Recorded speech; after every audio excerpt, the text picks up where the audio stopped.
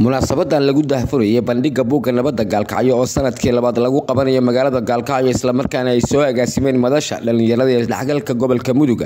ayaa waxa maanta magaalada Gaalkacyo uga qayb galay wasiirro ka tirsan dowladda federaalka Soomaaliya, dowlad goboleedyada Galmudug iyo Puntland, xildhibaano ka tirsan Galmudug, mas'uuliyiin kale oo ka socday maamulada Galmudug iyo Puntland, waxgarad aqoon-yahano iyo marti sharaf kale. munaasabada furitaanka bandhiga buugga nabadda Gaalkacyo ayaa iyadu waxa ugu horeyn ka hadlay Maxamed Sheekh Saciid oo ah gudoomiyaha madasha isdhexgalka dhalinyarada gobolka Mudug kana sheekeeyay ahmiyadda ay bulshada u leedahay nabadda Gaalkacyo ka jirta iyo dadaaladii loo galay.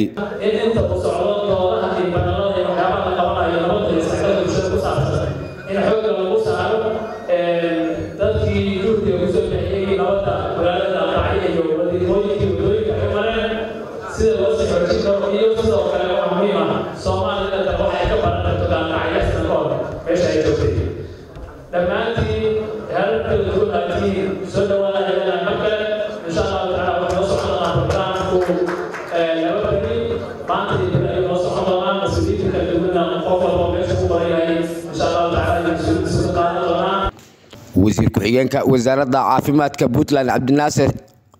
Cabdi Xaaji iyo wasiirka wasaaradda waxbarashada Galmudug Maxamed Xaashi Dhoore ayaa iyaguna sheegay nabad muhiimadda ay leedahay iyo micnaha ay magaaladan u leedahay ama Soomaali u leedahay waxa weeye hal heel ku galgalatay waxay geel u sheegtay waa taqaanaa waynu naqaanaa waxa ay inoo leedahay khaasatan reer Gaalkacyo hadaynu nahay qofba mar buu u soo joogay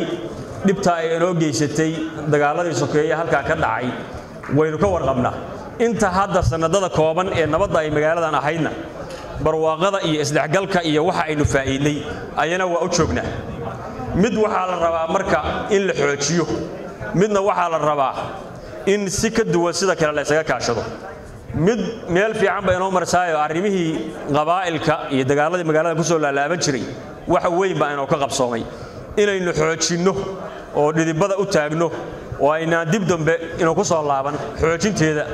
mid waxa weeye arrimaha kale ee nabadda iyo nolosha wax u dhimaya oo ama argagixisa la dirir ha ahaato ama aalkulaysta la dirir ha ahaato oo ayaguna musiibo weyn magaaladan ku ah hal door badan iyo dad badan oo muhiim ah aynu inaa kaga tagay arrinta inaynu ayadana iska kaashano baa la rabaa. waxaan rabaa inaan u mahad celiyo dhalinyartii isdhexgalka iyo intii maamulka kamid ahayd ee maskaxdooda ay ka soo maaxday oo runtii aan ka xusi karo gudoomiyihii hore ee degmada Gaalkacyo oo runtii aan xilligaas xasuusto inuu kamid ahay asaga iyo gudoomiyihii hore ee asagana Gaalkacyo bal dhinaca kale gudoomiye Tumay iyo gudoomiye Xirsimaar iyo gudoomiyihii gobolka asagana xilligaas aan xasuusto bal dhinaca Puntland Xasan Abgal runtii waxay ahaayeen dad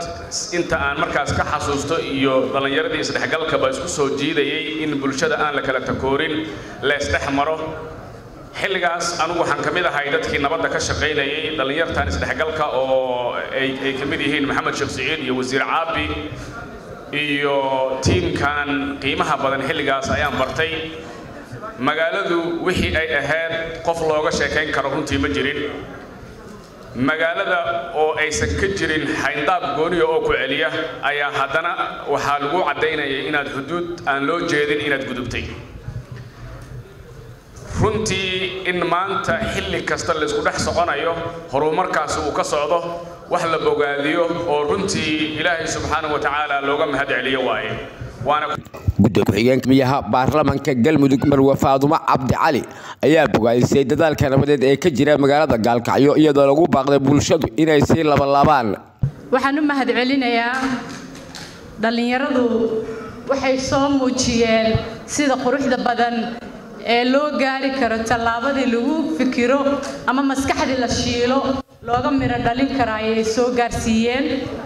markaad fiiriso qaabka ay isu soo diyaariyeen qaabka ay wax u soo direen invitationka miidiyaha iyo xayeysiinta ay u sameeyeen iyo qaabkay bulshada uga dhaadhiciyeen iyo buugta la keenay abwaanada iyo professorada la keenay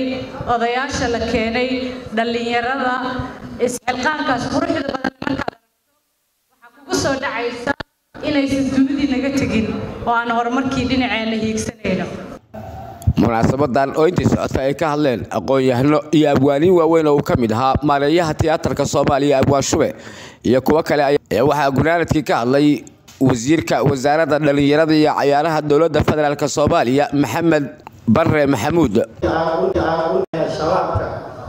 diinta iyo ku gabanayo waa magaalada ku sultan in la iska dhicin karo la iska caaqdayo la iska dulqaadi karo waa magaalada ku astaysan magaalada Gaalkacyo waxaan leeyahay aad u mahadsantihiin jihaadka bilaabay iyo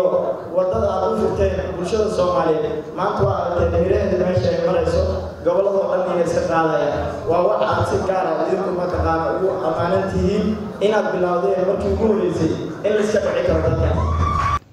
Cabdirasaaq Maxamed Axmed warbaahinta qaranka Soomaaliya Gaalkacyo.